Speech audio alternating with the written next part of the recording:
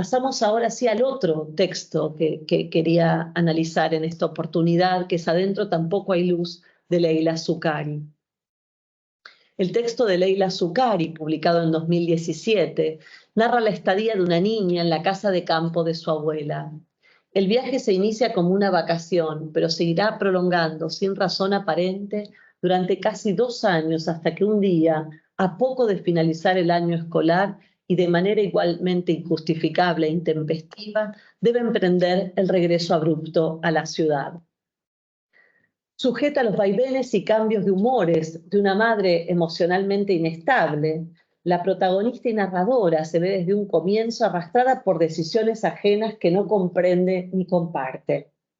Esta desconexión entre los distintos eventos que marcaron su infancia le imprimirá a su vida un sentido de insensatez y de arbitrariedad, y la llevará a desarrollar como contrapartida una inusual predisposición para la facticidad, la vida en el cuerpo y en contacto directo con la naturaleza. La casa rural replica a pequeña escala la estructura de la soberanía en el ámbito doméstico. Cito el texto de Zuccari. Mamá revuelve un té y arma un cuadro sinóptico. Intenta explicarme la Revolución Francesa. Habla sobre reyes despóticos como la abuela, pueblos hambrientos como Michancha y cabezas cortadas. Fin de la cita. Las peculiares analogías que emplea la mamá para enseñarle a esta niña desescolarizada los pormenores de la Revolución Francesa ofrecen un interesante espejo del ordenamiento que rige el hogar. Esta microjerarquía, organizada en roles y funciones bien estipulados, que encarnan las 3 principales figuras de la novela, la abuela, la prima revoltosa y la narradora, constituye el punto nodal de la intersección entre el ejercicio del poder, el funcionamiento de la lengua y el habitar. En un extremo identificamos a la abuela, ama de casa y propietaria de la tierra. Pese a su desmejorado estado de salud, es la única persona que trabaja y administra el hogar. Además de tener el control absoluto sobre el escaso patrimonio de la familia, es también quien realiza el conjunto de quehaceres domésticos y las arduas tareas que supone la vida de campo. Su poder sobre el resto de los habitantes resulta indisociable de los usos que hace del lenguaje y las formas lingüísticas a las que recurre permanentemente. Y cito algunas. Dice que me vaya a la cama, a dormir, nena, que es tarde. Después cambia el tono de voz y le dice que salga de la habitación. Le pregunté si necesitaba ayuda y me mandó a bañar. Los enunciados referidos por la protagonista dejan entrever un discurso organizado en base a la función de intimar, que tiene la propiedad de instituir una realidad con solo decirla y de legislar sobre ella. Mediante performativos e imperativos, cuyas repercusiones prácticas son inmediatas, la abuela reafirma su autoridad y hace de cada manifestación lingüística un acontecimiento. Asimismo, recurre una y otra vez a las jerarquías y divisiones que tradicionalmente rigieron la sociedad rural para clasificar y distribuir a los distintos seres de la casa. Entre las prácticas discursivas de objetivación se destaca la selección motivada en la medida en que responde a un cálculo reconocible, incluso cuando no sea intencional, de los atributos con arreglo a los cuales se busca apresar a los distintos personajes. A partir del aislamiento de cualidades o acciones presentadas como hábitos o prácticas recurrentes, se sedimentan en los cuerpos de las mujeres de la casa determinados comportamientos. Y cito el texto. Estas viejas son las típicas que comen mondongo y eructan caviar.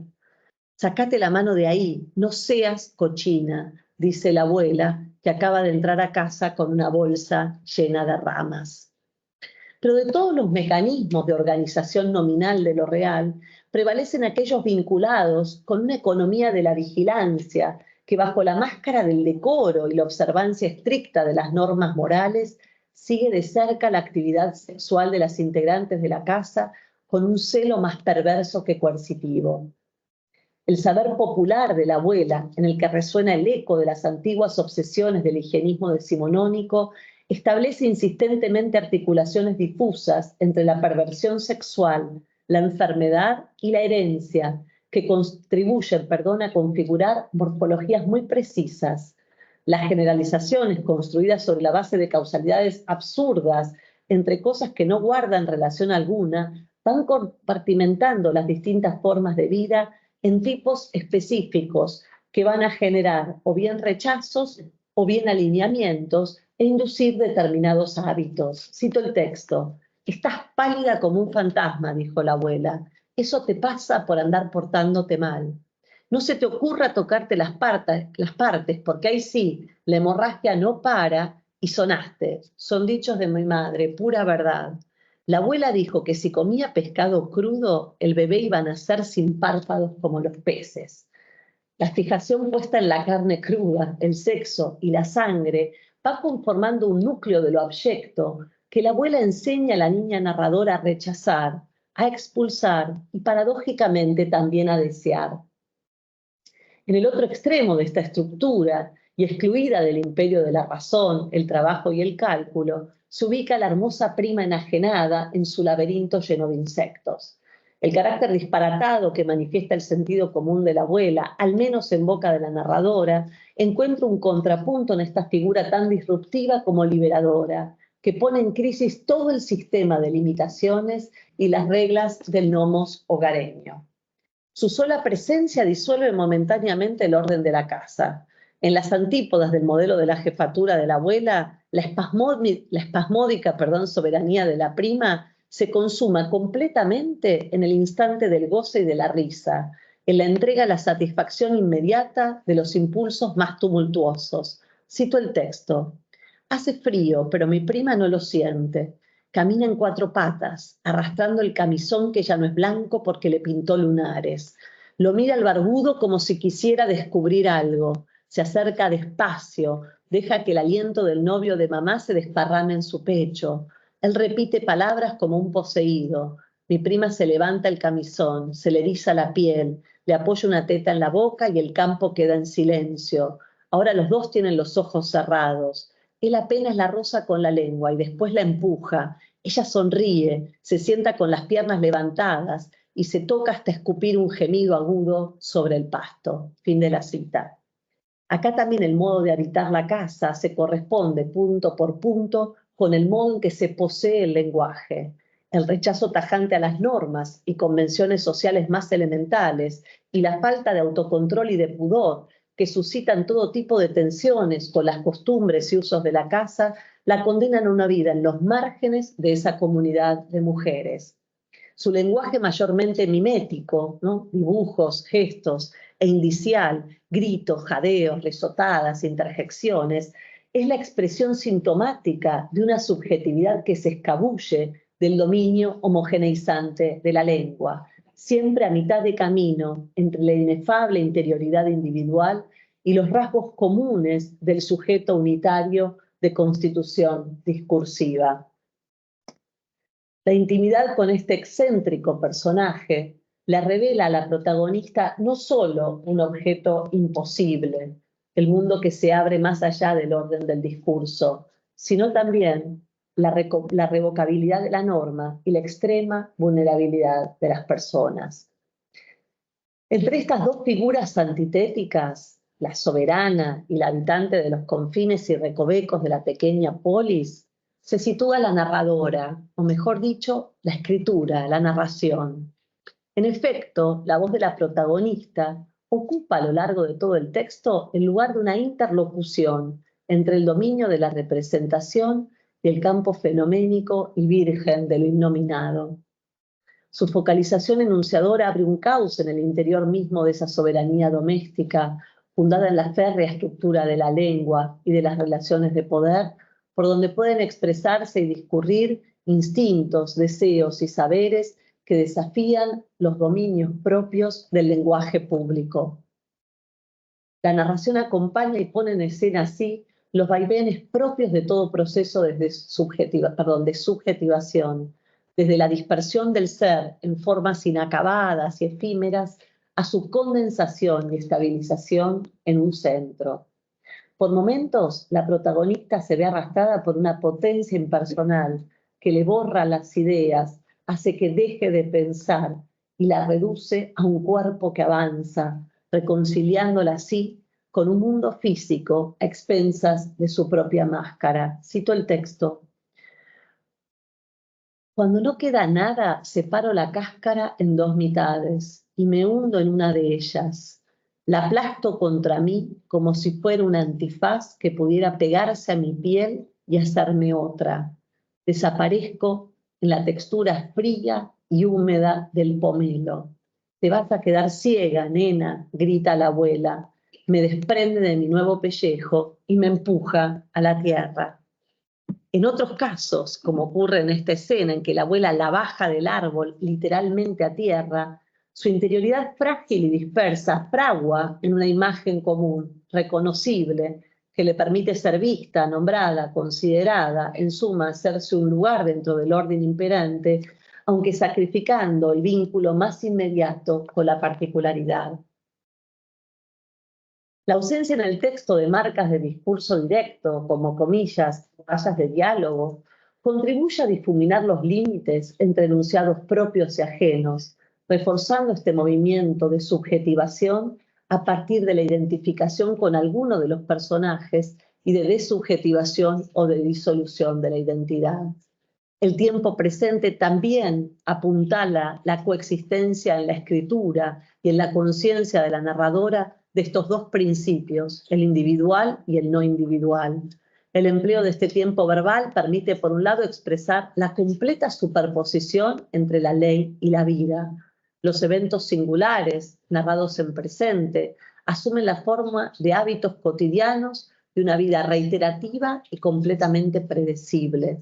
Como si sus acciones respondiesen a una instrucción que ella ignora, cada aventura se transfigura en regla.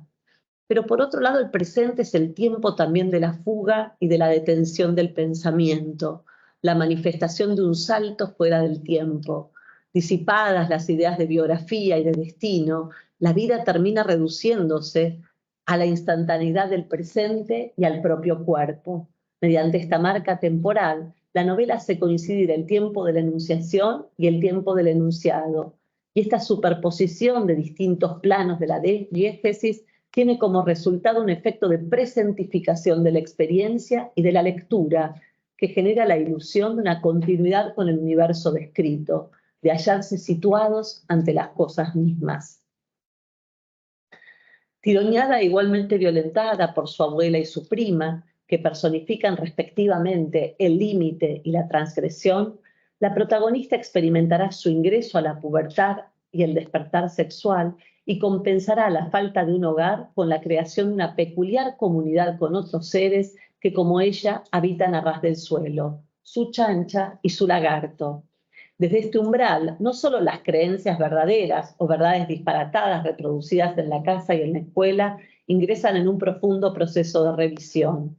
Se prepara el terreno además para la aprehensión de la vida y el encuentro con lo otro por fuera de las tradicionales relaciones de saber y de poder.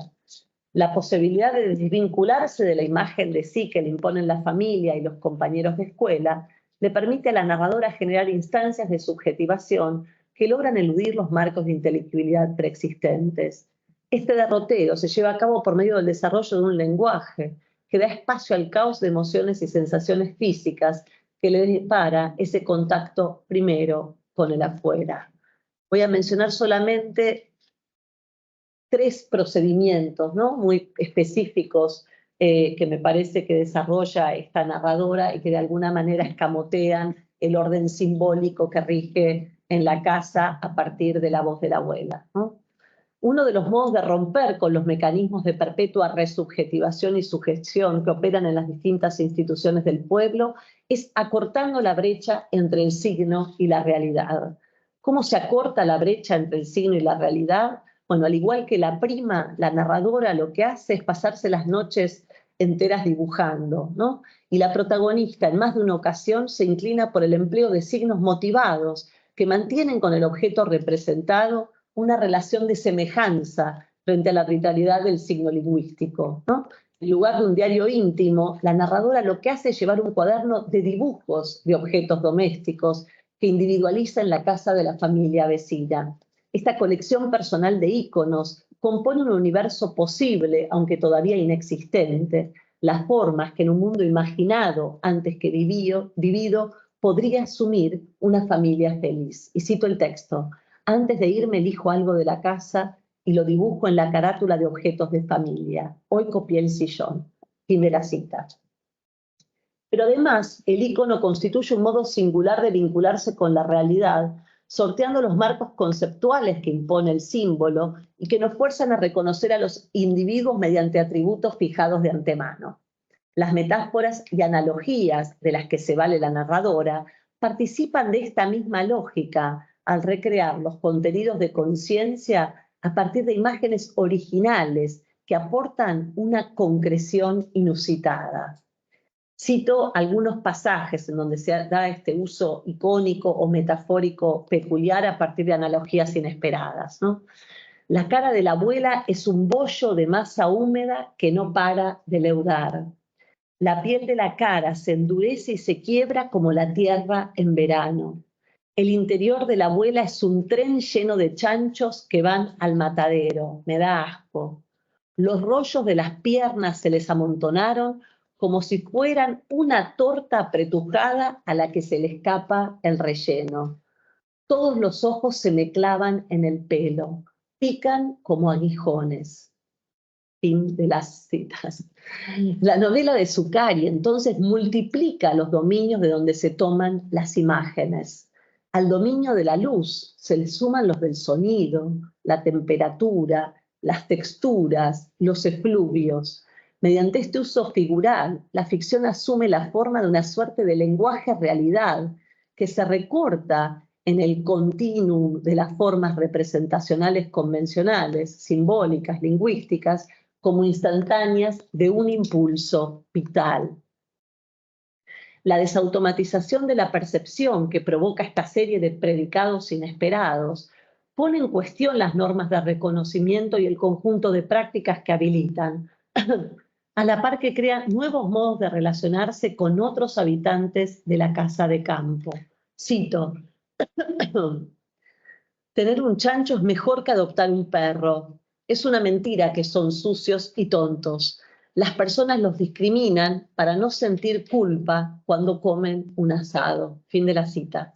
El discurso de la niña explicita el vínculo secreto entre comprensión, los atributos a partir de los cuales se cosifica a los otros seres, y el crimen. Solo así, concebidos como sucios y tontos, los chanchos se vuelven sacrificables. El sistema de representación de la narradora, en cambio, se sustrae a esos marcos incriminatorios para aprender a los distintos vivientes a partir de cualidades que en lugar de la apropiación habiliten la compasión, la justicia, el amor, en definitiva, una existencia feliz. Y cito: mi lagarto sonríe dormido entre las zapatillas viejas. Sus labios flaquitos y estirados me dan ganas de darle un beso, pero me aguanto para no despertarlo. Le dejo una hoja de lechuga por si se levanta con hambre y prometo regresar lo antes posible. Después nos vemos, lagarto de mi vida, le digo al oído. Él abre los ojos, me mira fijo y no hace un solo gesto. Parece muerto de amor. Raspo su cabeza con la carne viva de mi dedo gordo y reacciona dándome un beso fugaz. Fin de la cita. Asimismo, la vida más en contacto con el suelo de la narradora trae aparejado un cambio de escala que saca a la luz esa cotidianidad infraordinaria o residual que suele excluirse de cualquier biografía. Desde este punto de vista, la realidad asume la forma de un collage hecho de figuras fragmentarias, mutiladas, cuyos miembros se recortan y alcanzan visibilidad con prescindencia de la imagen total del cuerpo y de la idea de organismo. Y cito un ejemplo de esta fragmentación, ¿no? Algunos zapatos tienen piedritas brillantes y tacos finos, se mueven en conjunto y en cada peregrinación a la cocina forman un concierto de golpes secos. Juegan a ver quién pisa más fuerte y se acarician las piernas desde los tobillos para estirarse las medias. Fin de la cita. Finalmente, entre las estrategias narrativas que caracterizan este lenguaje, se destaca el registro de la continuidad exacta, sin mediación aparente de dos hechos de existencia, ¿no? Cito algunos pasajes en donde veo estas relaciones de coexistencia o de contigüidad exacta. Su transpiración me da vergüenza. La mentira se me instala en los cachetes, me pongo colorada, la piel me arde, tendría que haberme quedado en casa. La luz blanca me tranquiliza. Le miro los brazos, pienso en mi papá. Mi garganta se transforma en un nido de hormigas rojas. Me rasco el cuello hasta llorar. Al no estar articulados en una secuencia lógica mayor que les confiere un sentido, la coexistencia de signos de naturaleza simple, como las sensaciones y cualidades, se presenta como el registro fiel de la experiencia inmediata. La vida previsible y regular se vuelve de pronto caótica e ingobernable, y los hábitos y costumbres son sustituidos por un cúmulo de reflejos automáticos o reacciones azarosas. Es ahora el cuerpo el que piensa a través de una conexión física, no conceptual, entre la representación y la naturaleza, ya sean estímulos físicos o sensoriales que actúan desde el exterior, ya se trate de estímulos que surgen en los órganos internos. La imagen poética de esta literatura se vuelve así un caso peculiar de metaforicidad, en tanto y en cuanto no parece remitirnos a otro signo, sino a la materia pulsional misma. La novela de Zuccari constituye de este modo una defensa de un estado del mundo efectivamente existente y que tiende a quedar del lado de afuera de las divisiones que practican los distintos poderes que regulan la vida. En los pliegues del texto ficcional, la multiplicidad heterogénea de seres vivientes, liberada ya del peso de la tradición, se nos presenta bajo nuevas figuraciones que redefinen el vínculo entre lo humano y la naturaleza, la razón y la locura, la madurez y la infancia. Esta constelación peculiar que se alcanza tras el abandono y olvido de sí es un lugar de parada y asimismo un nuevo punto de partida.